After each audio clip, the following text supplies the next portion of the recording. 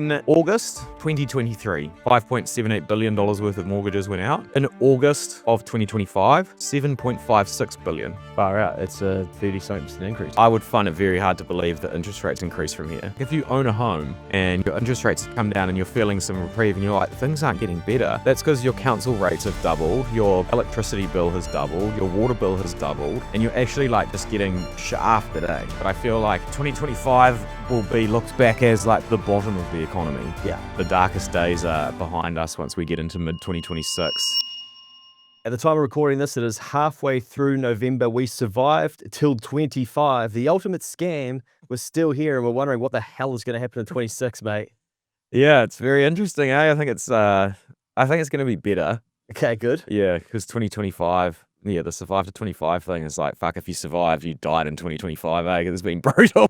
Yeah, I think it's probably caught a lot of people out that expected this year just to be a lot better. Admittedly, a lot of that survive to 25 BS was coming out of the States. We grabbed onto it with no real context. And it was just the marketing catch cry. Everyone started talking about it. But underlying some of it was in the back half of 2025, things will get a lot better. Yeah. But I don't think that's right. Like, I don't think that's actually what's played out. Yeah, it's interesting, eh? I've done like, probably over the last 3 months, I've probably done somewhere in the region of like 25 to 30 flights. Like, I've been up and down the country, all over the place, over to Aussie as well for a bit of a break.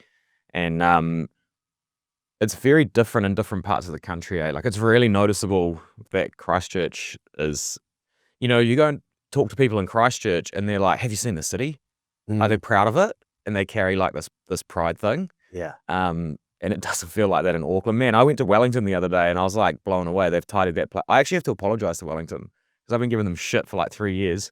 And they don't have security guards in front of their jewelers shops in the middle of town, eh? Don't they? Nah. I was like, wait, do you guys not have that thing like Auckland has where you just get robbed every minute and there was like no rubbish, like very low amounts of graffiti. Admittedly, I was only like in and around the city in certain parts and probably in the nicer parts, I don't even know, but I don't see like a homeless person.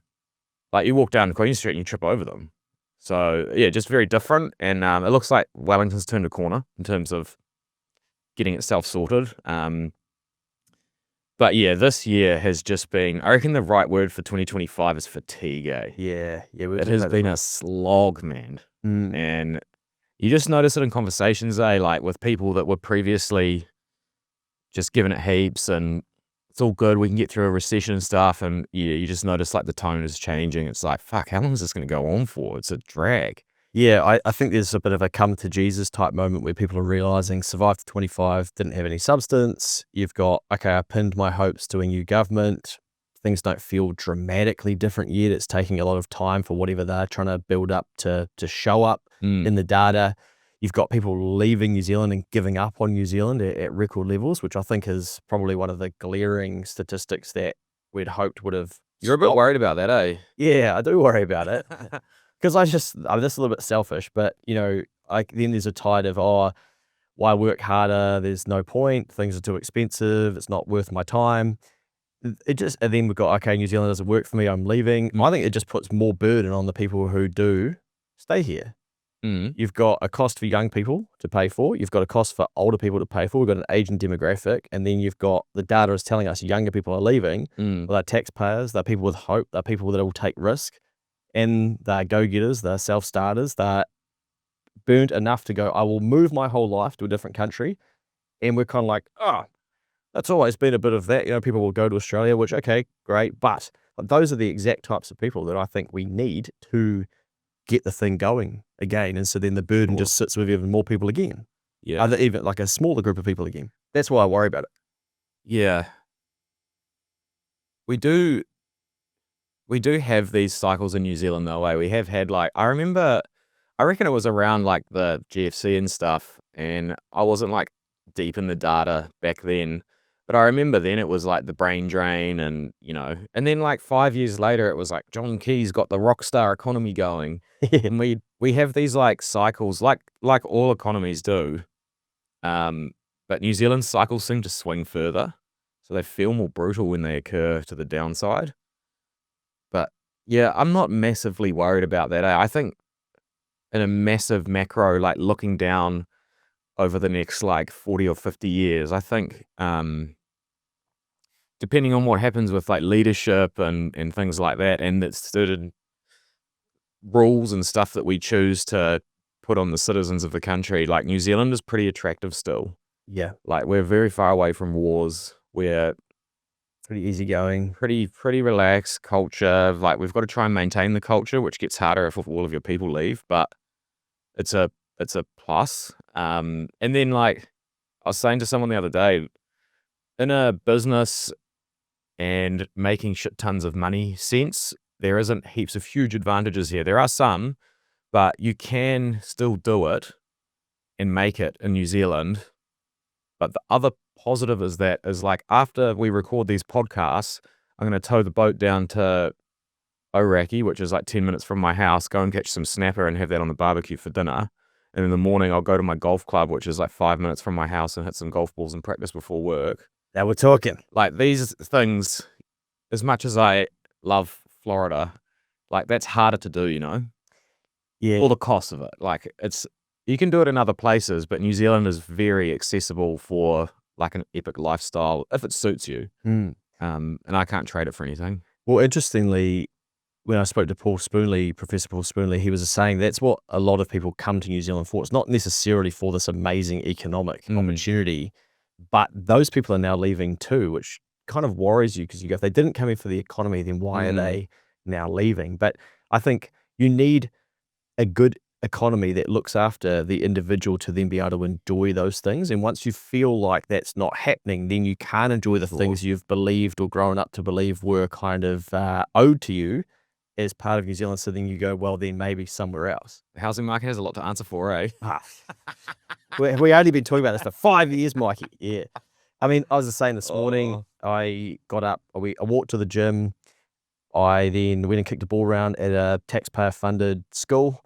So I helped keep the school going, and then I ran to the beach and then went for a swim in the ocean for 30 seconds. Got a coffee on the way home. How gangster is that? Yeah, It's like that's like you've made it. It's like the dream way to start your Sunday. yeah. And then you're fresh and you're feeling in a good mood, and we come in here and bang some work, and then like really you can do that every day if you want. And there's not that many places you can really do that in comfort and with ease and fit everything in with the schedule and time. And I think the bit there, like you can do that every day, but you've got to design your life. And I think that's the piece many Kiwi people forget. Like they let someone else design for them what they thought they wanted their life to look like. And now it's sort of been taken away from them a little bit, and then they're angry. yeah, But I didn't want to just accept, okay, that's an average Kiwi life. I'm like, oh, what am I here for? What am I going to do? And, there's people at the moment arguing you shouldn't have to go above and beyond. That doesn't work anymore. Here we are on a Sunday.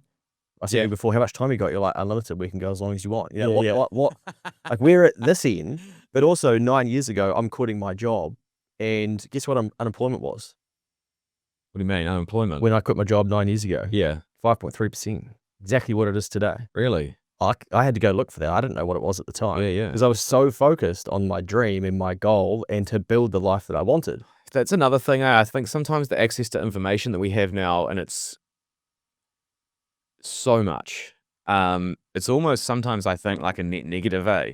Yeah. Because it's very easy to look up like how bad the country's doing. Yeah. It's like, well, knowing that information, I mean, we'll talk about this when we get to focus, but like knowing that information, does it really help you decide and make your day better about what you're going to do and achieve this week? Like, I'd probably argue the opposite for most people. yeah, exactly. Like it's a negative thing that you don't need and to think about. And like how many times you get messages and like, do you think it's a good, like I get it as well. Do you think it's a good time to join Guardian and be a mortgage broker?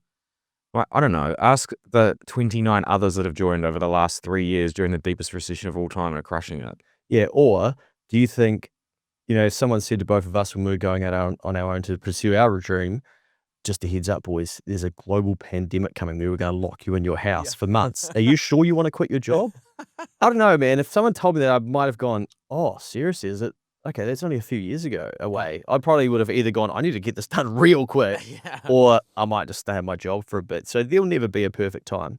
And it's interesting you say that as well, where Yeah, I think people have taken that information and instead of using it to help them, they've used it to hinder them. And I was talking to somebody this morning, they're doing very well in their life, and they said to me, I don't pay attention to any of that economy shit because I don't need to, because I'm like, it's nothing to do with me. I've got to just do what I do anyway. So I'm out there getting after it. Yeah. And they're like, so I don't play too much into that space. Yeah. But what I was thinking too, though, is where this is working against us is that I saw a video. If you do anything content-wise at the moment, like, is New Zealand broken? Bang, like it cranks. I did a video. I think we did a podcast many months ago. It cranked. Yeah. As you start to get deeper into the YouTube space, you realize what people do is they look at channels, find the outliers. Oh, that title obviously worked. Let's do our take on that. Yeah.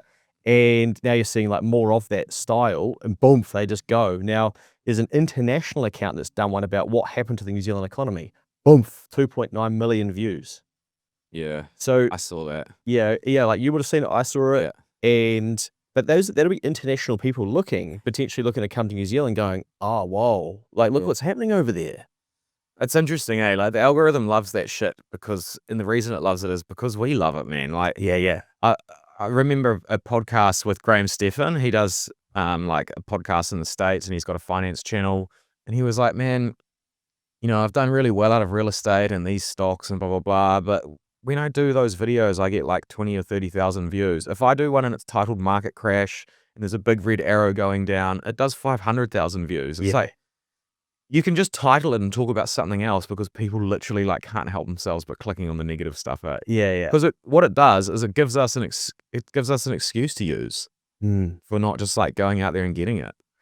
Yeah, the amount of people at the moment that'll be worried about the stock market crash, the AI, I must admit, I'm tentative on like the market at the moment. It's bubbly, eh? Yeah. It feels like it, but it might not be, like. But will it stop you from living your life? No, well, if it goes down like 20, 30, 40% and, it does that and it stays low for a couple of years like it did after 08, like, fuck, who cares? Like, I don't want the money or whatever I've got in there until I'm 50, 60 years old anyway. You have been hammered in the markets recently. Right, I've like literally over $1 million down on paper.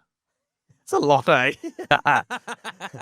Yeah, you're laughing about it and you're not too phased. No, I don't really mind. Yeah. I mean, it would be nice not to be. You should make a YouTube video, how I lost $1 million in 2025 of a big down arrow. In 3 months? It would absolutely tear. Yeah. But people are like, oh. All right, anyway. And also I haven't like sold those positions. No, you're just hanging there. Yeah. And I was looking at it the other day, like thinking like, this is where like the majority of probably like, I'm relatively new to investing, but I think about it. I try and be mature about how I think about it. It's probably a bit of like being a financial advisor, to be honest, too, like understanding risk and how things move and what your goals are and things like that. And I reckon a lot of people would have folded on this bet that I took by now because it's pretty grunty and you have to be pretty tough to sit through it and then stick to your thesis. Like, has anything changed? Is the outcome that you think will happen with this company over the next 5 years any different because the share price has gone down by 50% or whatever? Yeah. And it hasn't, so fuck, who cares? Getting in the KiwiSaver fund that suits you and your situation is key to making sure you're maximizing your investment. Generate are an award-winning KiwiSaver provider with a track record of long-term performance, and they can help you do exactly this.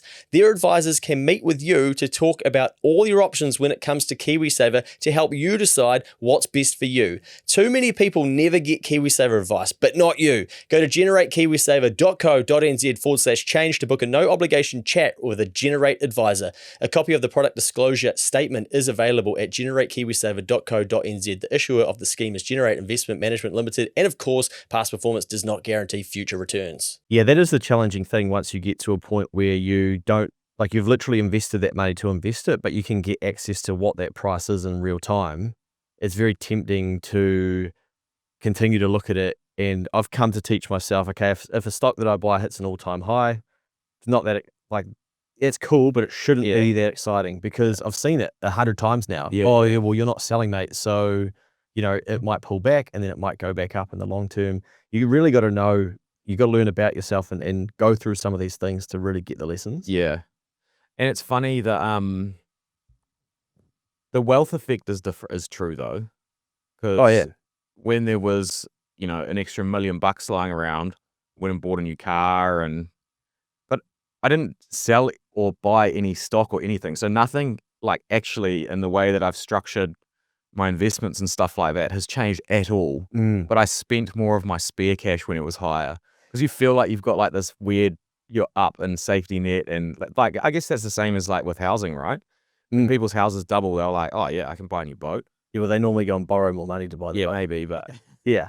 yeah, but it's That's how our real whole fuck. economy is built. Yeah.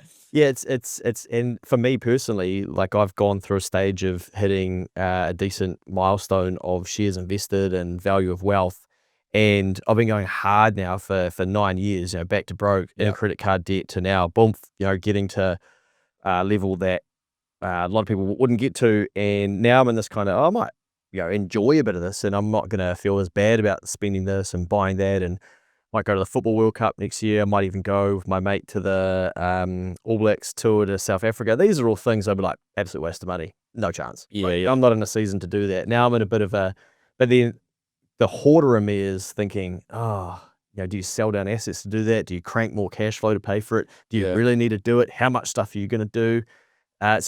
I think the inner work around money like never stops because there's always It's so true, change. man. Yeah. Is the $1 million, worth what it used to be?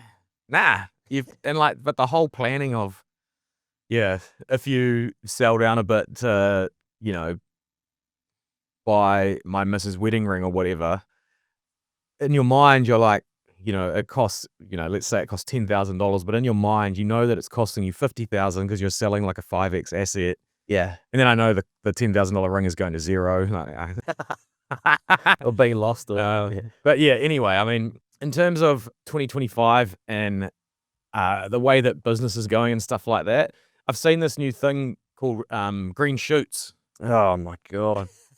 The latest thing, like the latest sort of 25 crap. I swear to God, I feel like I started that. Yeah. I'm pretty sure I used that term like way before it came up in the news and media and stuff like that. But now it's like every economist is talking about it, and we see it in all these articles and stuff like that about what's coming. And because I actually do reckon like by February, March next year, the economy will feel a lot different in a better way.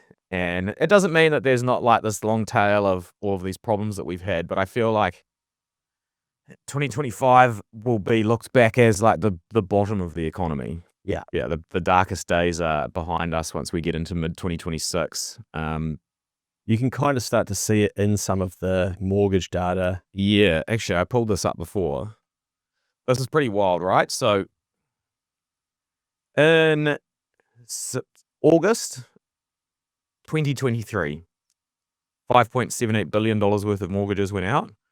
In August of 2025, $7.56 billion. Far out. It's a nearly like 30-something% increase. 31% increase. July, same, 2023 to 2025, 81% increase. September, 58% increase. So like these numbers that are new loans going out compared to 2023 are huge increases. Because house prices, well, not in all regions, but nationwide have kind of sat still. So then it's not like people are borrowing more money because the houses are worth more. No, people are taking out new mortgages and buying the houses because there's so much stock and new people are coming into the market and starting to buy it up. But it's not enough to like move the prices because there's literally like so much stock. Yeah. Yep. So interest.co.nz reported maybe the start of November after a crunch of the Reserve Bank's loans by purpose figures for the first 9 months of the year shows that the bank's mortgage pile is set to grow by easily its biggest amount this year since the pandemic splurge of 2021, when the amount of outstanding mortgage money surged by an astonishing $30 billion, a growth rate of $2.5 billion a month, or well over $500 million a week. That's the amount of the pension, I think, roughly. After this massive pile came a perhaps inevitable pullback, a regression to the mean, as we talk about, with the mortgage pile growing by only about $38 billion over the course of the next 3 years, including a 2023 low in there of about $10 billion. For the first 9 months of this year, the bank mortgage pile has grown by $15.2 billion to a grand total of $380 billion by the end of September 2025. That's a lot of money tied up in sticks, eh? As some means of comparison, the first 9 months of 2021, the mortgage pile grew by 23.3 billion, while in the first 9 months of 2024, it grew by just 9.3 billion, and for the first 3 quarters of 2023 by only 7.8 billion. So growth rate so far this year is close to double what we saw 2 years ago. Now, you might need a refresher. If you're new around here, go and listen to the podcast, How to Get Closer to the Money. Why we talk about this is because people understand that this is, money moving into the system via mortgages, right? And people having the confidence to borrow, and eventually, that can then see an uptick in housing prices as things start to transact. And maybe the growth is slow, but it gives people that confidence. And eventually then we see the return of put it on the mortgage, where people then borrow against the equity in their property, and more credit ends up floating around. Yeah. And I think like these big moves from, in the region of like 30 to 50% more per month than 2023. I mean, 2023 was like a pretty quiet year in terms of lending, right? So it's from a low base, but those are significant changes. The only thing is like monthly in 2025, there's no trend like this. It's just like, oh, we're doing about 8-9 billion per month. Yeah. So although every month is much bigger than it was 2 years ago, the trend has come up and then it's sort of stable. So there's not like there's a clear upward trajectory compared to 2023, but it's not, there's not like a trend showing that it's continuing. And I think that just comes down to like, if you lower interest rates more people then the trend will continue up, because as the debt gets cheaper, it gets more comfortable to do, Yeah, so I guess we're starting to see, or about to see, or should be seeing new lending higher than people making repayments on their debt. And many people are actually ahead of their mortgage repayments too, which is quite a good sign for an economy. It's probably the biggest behavioral change that we've seen in the game, is people with existing mortgages, as interest rates have come down, it goes into keep their repayments the same or like reduce the principal on their loans. And that's so different to traditionally. 5 years ago. Yeah, traditionally when interest rates fall, people take the extra cash that they get having to, the lower repayment, and then they can have another dinner out, another coffee, or a holiday each year, or whatever it is that they do with the money. And this time that hasn't happened. And I think that's because we all got scarred from being told by all the banks and economists and professionals that, interest rates are going negative, and then they went to 7. Yeah. We all took these short-term rates, and got carved up by it basically. Now we don't trust anyone, so we're like, oh, we'll just, the only thing I have control over is reducing this debt, so I'm going to make sure I do it this time because I don't want to trust them again. Well, it wasn't actually that long ago where if you said to someone, I'm paying down my mortgage faster, they'd be like, why are you doing that, man? Like, it's other people's money, bro. Like, Yeah. no, you shouldn't be doing that. Yeah. You want to borrow more and maybe even invest it or get a rental or Sound like a afterpay fucking yeah, propaganda. But that was massively the narrative, right? And now it's kind of very common to hear people saying, hey, we've kept our repayments the same. We're gonna clear this debt. You famously said on a podcast years ago, the goal is to be mortgage free, right? Or however you worded it, not. Yeah. The goal. How did you? The goal is to own a home, not to have a 30-year loan. Yeah. Yeah. Everyone forgot about that. Yeah. Now everyone's starting to realize it again. Yes. Yeah. Okay. So the thing that, going back to people leaving New Zealand, that I think is worrisome as well when I talk about that tax burden, and we talked about this ages ago.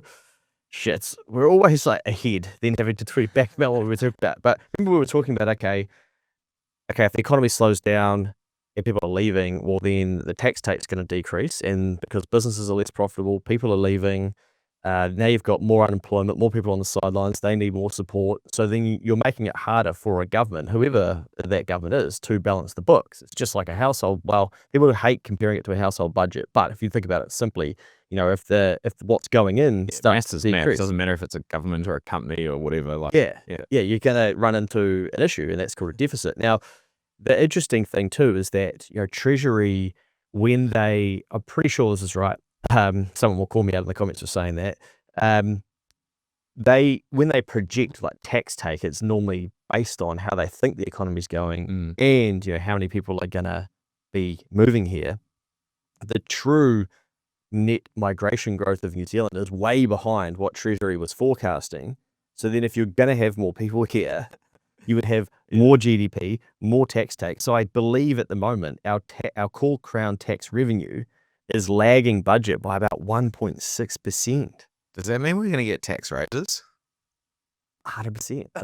Are we going to get taxed more? Well, they're already talking about, yesterday it feels like the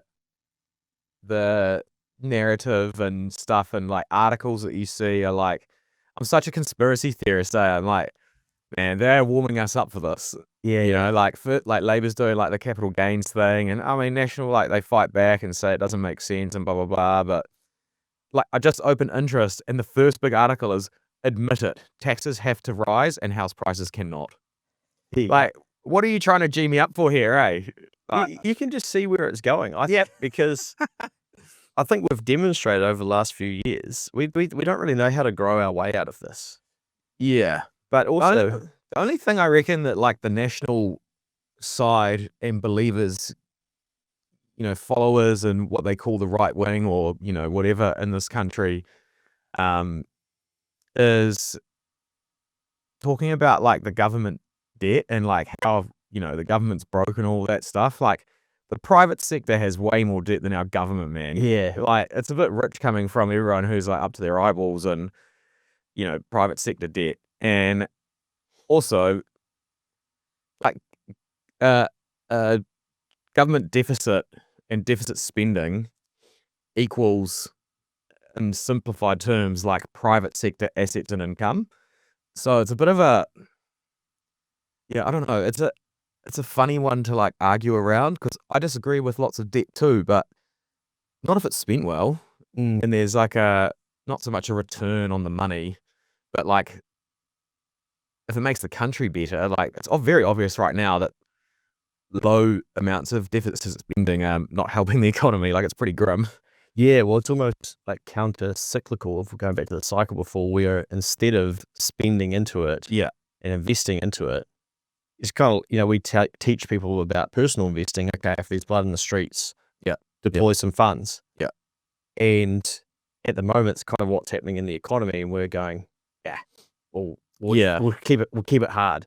One of the things I always look back on was like the GFC 2008-9, and a lot of businesses and households, private sector debt got crushed and it hurt and stuff like that. But one of the reasons that New Zealand kind of got through it well at the time and came out the other side and started getting called like that rock star economy, a little bit after that we had the Christchurch earthquake, which was this massive insurance claim, which is like what you talk about all the time, selling your services overseas and bringing in international capital. That's kind of what a giant insurance claim is. Like, there was that, and then Bill English, the finance minister at the time, was, countering the tightness in lending. Like the private sector didn't want to borrow money, so the government went on to spend.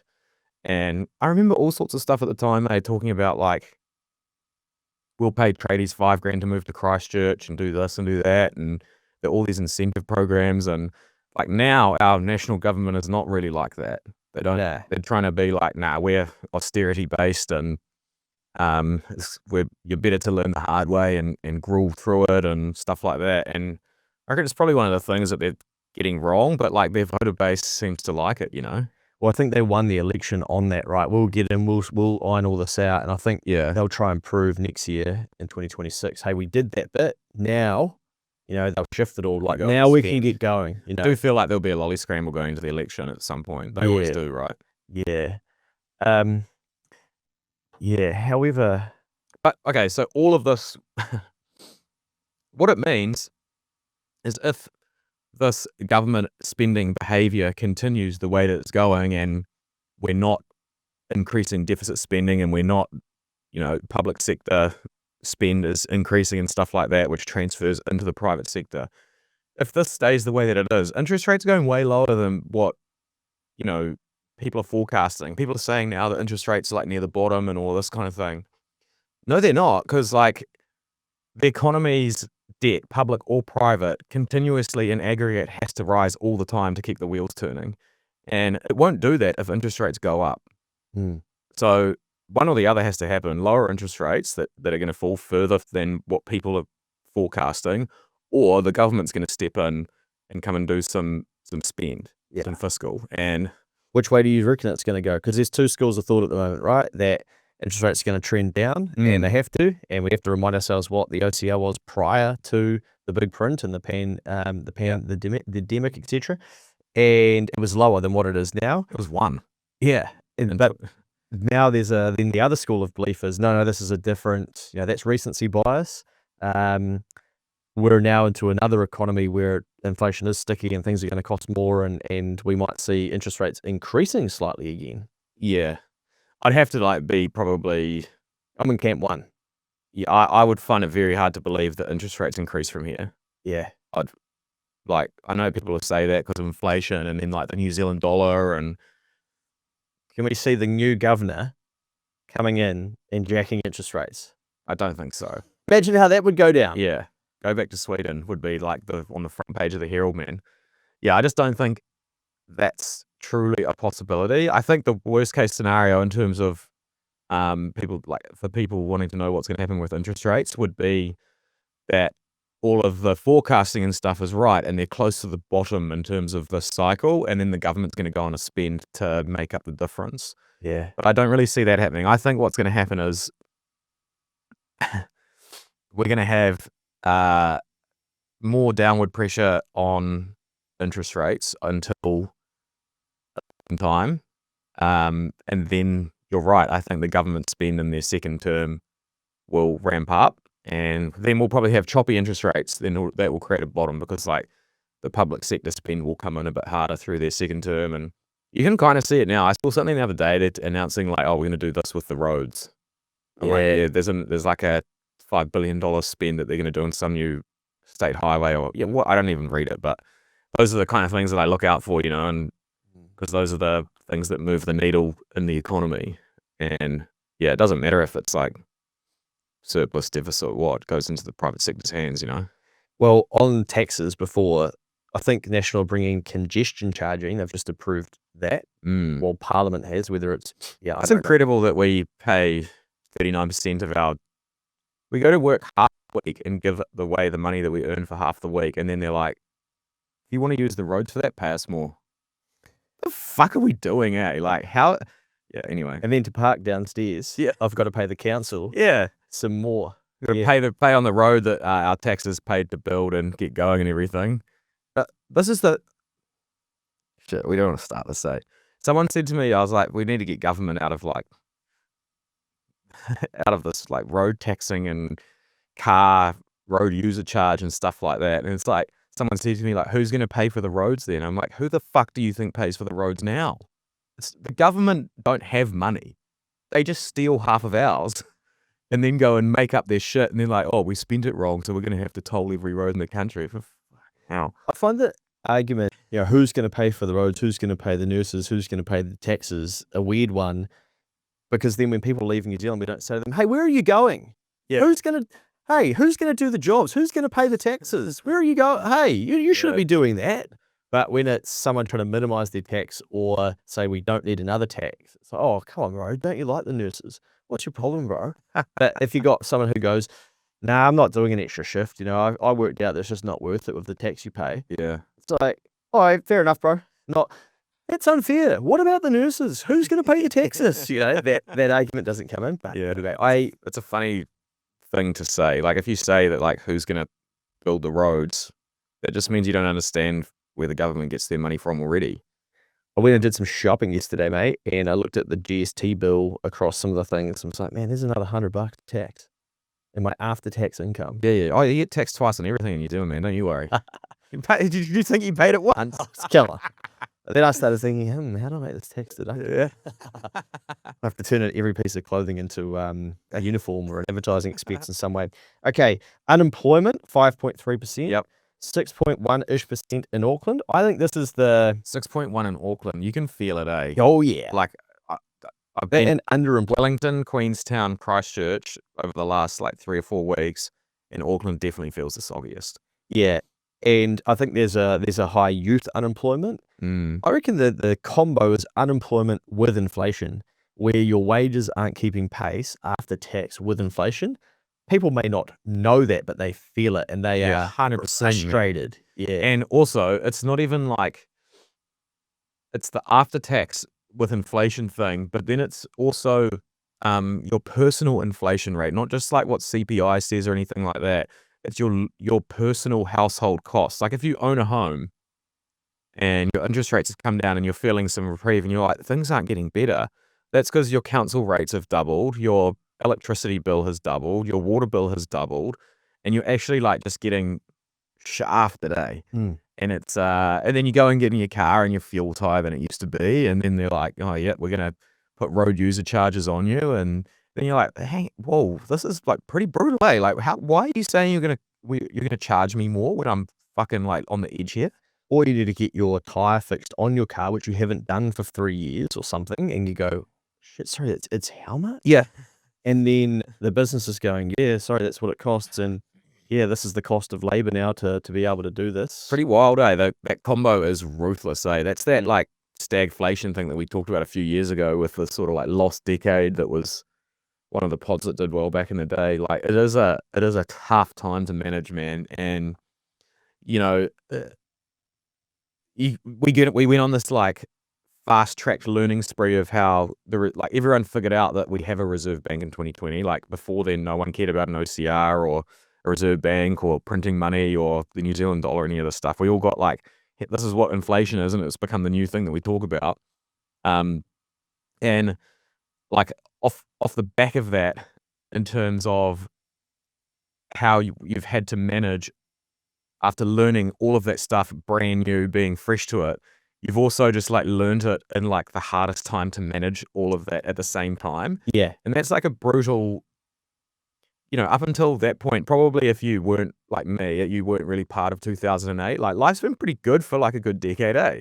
You didn't really have to think about that stuff. I was getting into business. I was like, oh, this is pretty cool. I make a bit more money and I've got more time and all this kind of thing. And then it's like, boom, time for you to go on like a 200-year history lesson over the lockdown and get as good as you can at it and make sure you don't go broke because it's going to be fucking choppy. Well, I think that's the bit that people can't remember, that it almost sounds a bit brutal, but we were at 3.something% for unemployment, like record lows. Yeah. And I think 5 is actually pretty normal in New Zealand, historically. But when you go from that reference point of, I could tell my employer I wanted flexibility, I wanted a pay rise, I wanted another 43 days off, where's my beanbag, like all this stuff, to then, oh, well, I applied for 200 jobs and didn't get an interview. The reference points are so far apart that the anger and the frustration kicks in. And I think it's a little bit like that with the economy too, where for a lot of business owners, it went from being pretty easy to get work in the door. And, you know, it wasn't that long ago, I was having business owners say to me, oh, we just want to get through to the end of the year because we just can't wait for a break. Like, that's what we were complaining about. And now people are going, I've tendered for all of this. I just want to win one of them. Right? It's just frustrating me. Opposite, eh? There's always something to complain about. But I think because it swung so quickly and we had such violent. a recent, you know, reference point of, whoa, that was frothy and it was easy, to then, geez, this is tough and it's hard. And what I used to do isn't working anymore. I think it's frustrating people, you know, even more in that, and they're feeling that. And you can see it in the comments. The unfortunate thing is, I can't see that changing anytime soon. Literally just looking at an interest article here about electronic card data, and it's like, she's down again. It's like the only things that are up is petrol and consumables. So the article literally says the only things that people have spent more on is driving to the supermarket and doing their shopping. Everything else is like hospitality down another 1.4%. Is that per compared to the year before? Yeah, this is it's month over month, so it's compared to the month prior, which is like even worse. Oh gosh, because we're in November, it survived to 25. Like it should be getting better, but you know that's not necessarily what we're seeing. One thing that I saw the other day, mate, that I said to you that I thought was quite interesting was that personal loan hardships are up 46% year on year. While financial hardship cases remain largely unchanged from last month, personal loan hardships are up 46% year on year. Financial hardship cases have generally been rising since November 2022, although the trend has begun to stabilise in recent months. Currently, there are nearly 14,300 accounts reported in financial hardship, an increase of 50 in the last month. The number of financial hardship accounts is up 7.9% year on year. 42% of these hardship cases relate to mortgage payment difficulties, which are declining, followed by 29% related to credit card debt. Personal loan hardships are up 46% year on year, accounting for 21% of all hardship cases. So personal loan hardships over-index mortgages, credit cards, and other types. And we were musing, what is that? But Yeah. I'm assuming that personal loans is unsecured loan, because at the time that you text me that, I'm like, it must be car loans, eh? saying that's where my brain went. Yeah, but I think they do segregate those off and call them motor vehicle loans in lots of data. But I mean, regardless whether it's car loans or not, loans like that are generally, how do I say this in a nice way? Like, a lot of those loans are taken out by people that are not using it for a good purpose. Like, a car would be an okay purpose for a loan because that helps you get to work and make money and blah, blah, blah. But if you're like going to get a 10 grand personal loan so you can, do, I don't know, Holiday. a holiday or some like Botox or whatever the purpose is, like feel good stuff that has no actual return, those tend to be the loans that get into trouble more often than like the mortgage or a car loan where it's like an asset or something important in your life that needs to continue so you can keep going to work or something like that. So it's a funny one, but it's not pretty though. Well, something else that I spotted in here, the highest rate of financial, this is shout out to Centrix for their data, the highest rate of financial hardships are between 35 and 49. Now, one thing that I think It's the middle class. is playing out is also a heavy frustration on beliefs being shattered, i.e. school, uni, good job, should get a pay rise, should then be able to get a rental property. That whole thing has worked for so long and was the teaching. It's the David Baker post, eh? Yeah. And now you're watching kid get into e-commerce, crank it. You're watching, I've got that, I've done the degree, I've done everything. Sorry, no pay rise. Yeah. Or Or like, no sorry, you're not valuable. Yes. That's wild, eh? Yeah. Sorry, there's 53 of you to choose from with the same degree. Yeah. That is, I know that sounds brutal, but like if that's you and that hits you hard, you got to pull yourself up and look down on that and go, oh yeah, shit. Because it'd be like, I don't know if I want to use this analogy, but you studying a certain religion and then someone popping up and going, oh, heads up, like that isn't always true. Everything that you've believed to be the thing that's going to give you comfort and security is now, oh shit. It's a rug pull. Yeah. And I think I even saw a politician explaining kind of the same thing in a very eloquent way. I'm like, oh, okay, they're actually talking about it now. Interesting, yeah.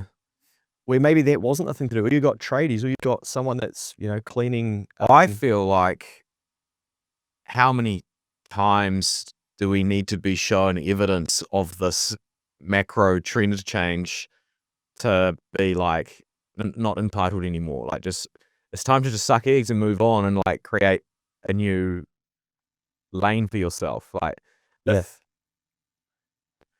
your uni degree isn't helping you, go and do something else. Like, unfortunately, that's in the past, and it's sad that the 20 years of build up and your parents telling you that you need to do this and student loan and you'll get a better job because of it, and you go to the school because safe. All of this stuff, like, okay, it's wrong now. Yeah. Unfortunately, it's sad that that's happened and that there's some downside to having to do that, but you can't do anything about it. Like, the world is different now. I reckon, like, good tradies must be pissing themselves right now, eh? I think so. Because, like, good tradies that have like decent businesses and solid jobs and stuff like that, if there's tradies that are our age, they went through school being told a lot because this happened with me at school, that there wasn't enough good money in it. University is the way to go. There was all of this like narrative. I remember going to a careers day and I was like, I want to do like some metal work. And they're like, well, you could go to the army. I'm like, well, nah. And then everything else was like communications, accounting, all of these like HR and legal. And I was like, fuck, I don't want to do any of that. Mm. And people actually got talked out in my generation out of going down that stuff. And the ones that stuck to their guns and like bounced out of school and went and, got an apprenticeship. And now a few of those guys that I know have got their own businesses and they've got 10 guys and they've got a house and a family. And I'm like, fuck yeah. And the beauty, we talk about this all the time. That's the evidence though. It's like, yeah. The uni thing didn't work. I got clients who do cleaning. They do landscaping. Yeah. They're doing skill-based, simple things. Guy the other day, mate, camper vans, servicing camper vans. Yeah. Making more than people that are working in these towers. Yeah. Or applying for the jobs in the towers. Yeah. It must be so confronting, You so know, frustrating. One of my favorite meetings that I had, I think it was last year, for a young guy with a family down in Taupo, worked as a tire fitter and then put his like hard-working, shoes on and got stuck into it. Now, if you know about tire fitting, it's not like you don't need like a degree or anything. Like you're literally like taking an old tire off and putting it on. It's not like that. I'll probably offend some tire guys now. It is a filthy job, so you've got to be able to put up with the filth. But he ended up buying the tire shop, turning the business around, making real good money, buying a new house, not needing a big mortgage for the new house because he'd done so well in the business. And I just love those stories, like a young guy that's just like taken a risk, and pulled it off.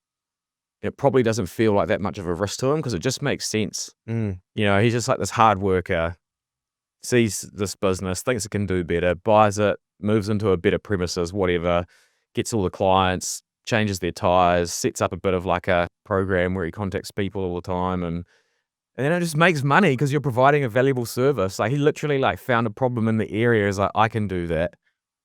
Yeah. And it sounds like risky, but it's like, nah, it's risky having the arts degree, bro, with 50 grand of debt. That 100,000 people did as well. Yeah. Yeah. And I know it is quite, it must be so confronting for people, but humans crave comfort and they crave security, right? And the degree and the job and the employment and the 9 to 5 and the do good, etc. You'll get a pay rise. That gave comfort, security, or should have. Yeah. And now it's not. No wonder people are pissed off. Yeah, I'd be pissed too. That is all I wanted. Mm. And now the very thing that you told me to do, but as we talked about before we started with this, no one's coming. Yep. And if you don't accept that, what are you going to do? Like, do you think your employer's going to go, oh, well, yeah, I hadn't thought about it. You know what? I'll pluck 10 grand out of my ass and just give it to you. Yeah, here you go. Like, oh, you didn't like the job? Oh, sorry. We'll completely redesign the way we do this so that you're happy. At some stage, you've got to go, oh, I'm going to have to do something about it. Yeah. Most Kiwi don't have a financial plan. They have a she'll be right, mate attitude. Amy from Leverage is helping KTC listeners change that. If you're needing direction, clarity, or wondering what your next financial move should be, then book a call with Amy or download her free DIY financial plan to freedom. To do that, visit financialplan.co.nz. The beautiful thing I love about markets and the way that economies and things work is like everything is signal, and it's important to block out noise and look for signal and not let yourself. The thing about like market signal, the market is telling you that your degree, whatever it is not valuable anymore. It's like, cool. There's nothing I can do about that. But there are some people that see that scenario and they're like, I need to go back to uni and get a different degree. It's like, nah, bro, look at the signal, not the noise. It's like, it's not that you don't have enough education. It's that the market's telling you it doesn't matter and it wants people to go and do this. Yeah. Like the market is short of this, this, and this, go and do it and create value in that space. Yeah, the baby boomers brought 40, 50, 60,000 camper vans or something. Yeah. The degree isn't needed to clean those. Yeah. To Yeah. to do some engineering on it or something. Oh, but I don't want to do that. Well, I didn't want to do my job that I Yeah. had. But you could. But So might you know not what I wanna- did? Left. Yeah, you might not want to do that, but do you want to sell the leads to the people that do it? I don't know. There's like all Yeah. sorts of things out there that, yeah, it's funny. It's a very different world. The craziest thing about this is I reckon this uncertainty around where to provide value, where to look for value, what you need to do in terms of prepare yourself and learn a skill is going to get more confusing over the next like 5 to 10 years, eh? Yeah.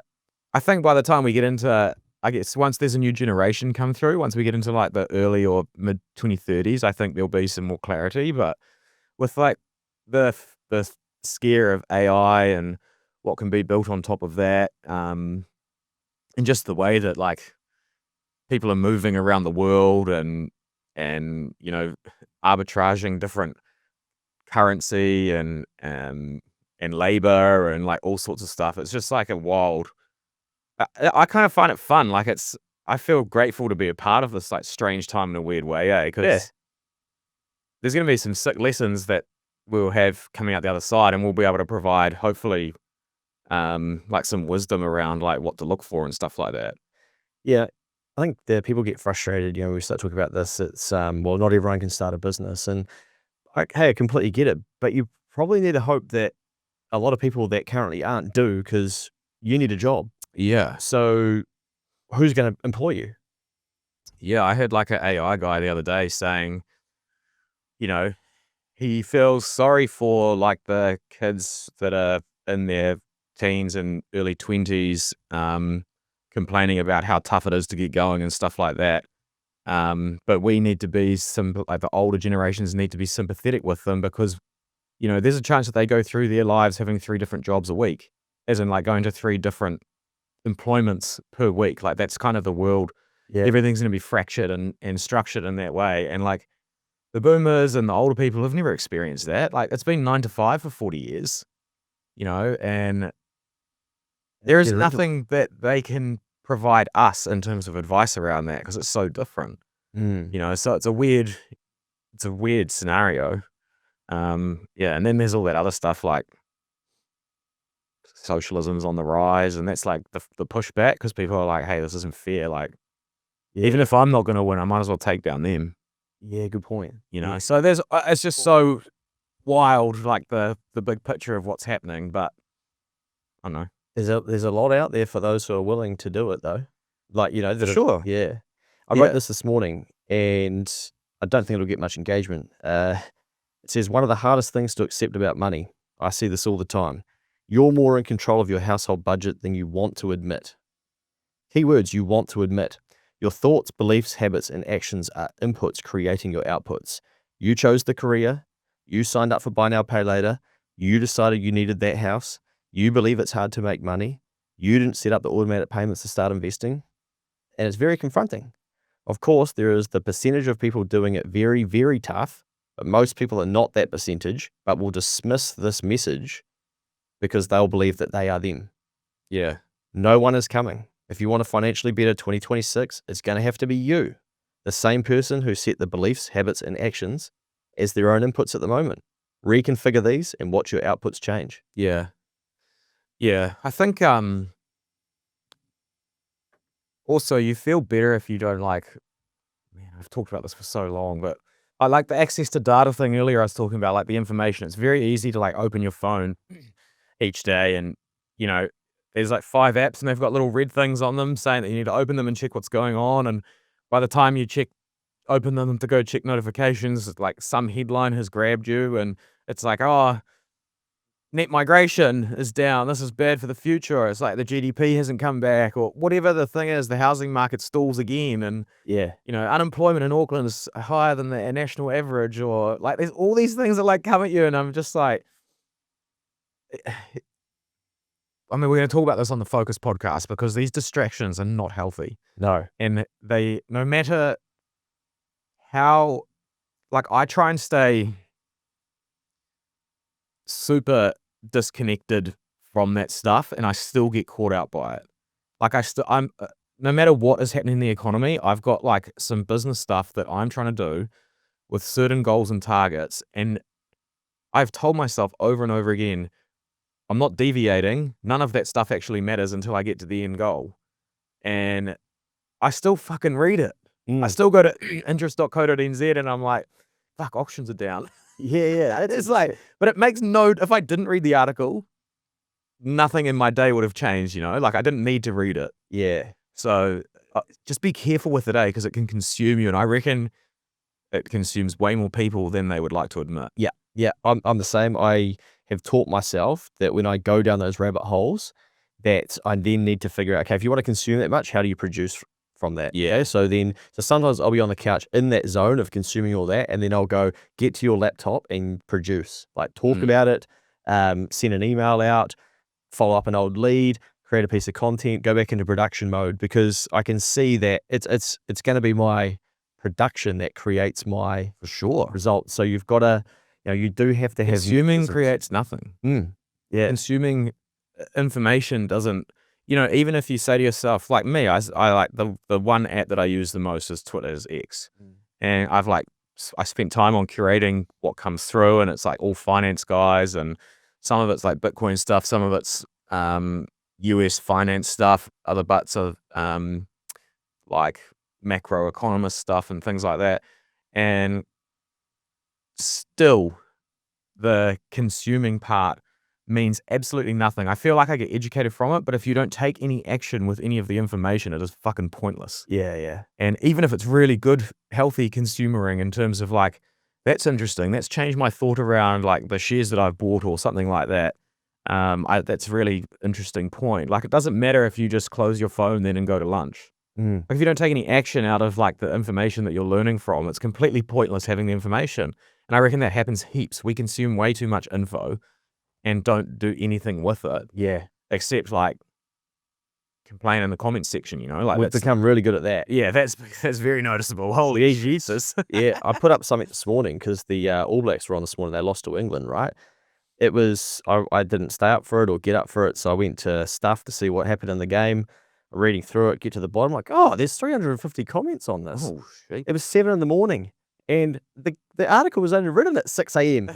And it's just, you can just imagine what they are. Oh, Right? But man. that's, I think, the state of New Zealand at the moment, where, everyone's real good. All you have to do is have a look into the comments, and you see, you've got a new Minister of Finance right there. Someone will tell you exactly how it's supposed to be run. And you've got the healthcare person could solve it all. And I just think, what happened to Kiwi people where they're not willing to go? So it's pretty unhealthy in that sense, eh? Yeah, But yeah, they're going to do their thing. you have to learn to have personal responsibility in that regard. I think it's really important to try and self-regulate in the content space, in the consumer content space. 100%. And filter out the junk that's not serving you. The problem is most people can't get themselves to an awareness that what they're putting into their body is coming out in some way. So they're looking for more external shit to validate how they're feeling. Well, if you don't want to feel like that, you probably need to find some other information. Yeah. To finish up, mate, 16-year-old, back in the trend. Brother, you inspire me every day. I love watching your videos. I listen to every Money Mail and podcast. I started listening to you last summer holidays, coming up a year now. I've tripled my net worth, working countlessly throughout the year and investing like you said to. I'm only 16, but well on the way to 6 figures invested. I'm so excited to come to you to see you at the Keep the Change Unplugged event. Hope you're doing well, bro. Look forward to meeting you. Someone's like to me, that's a bot. That's not real. I'm like, okay, bro. This kid was there messaging me, telling me about his life and situation of his mum's health and stuff. I'm like, okay, man, yeah, righto. Someone's gaming me. Jobs. I said, well, like, what are you doing? Yeah. 16. Jobs people don't want to do, but value well. Window cleaning, a lot of gardening for elderly, mowing lawns, and then alongside all of that, I do 20 hours at Subway, making $450 a week alongside school. I've started these jobs apart from Subway when I was 13, and each year have been doubling net worth, but this year I have had a lot of extra time and learned a lot of skills in order to boost my income streams. Key words. I have had a lot of extra time and learned a lot of skills in order to boost my income streams. What have I been teaching? Yeah, it's like been preached for like 5 years. Yeah, skills pay the bills. But very hard to accept. Yeah.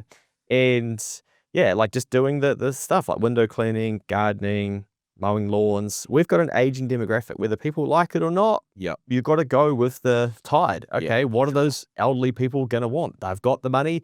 There's more money in term deposits than our entire stock market is worth. Like, let that sink in, Insane, eh? you know?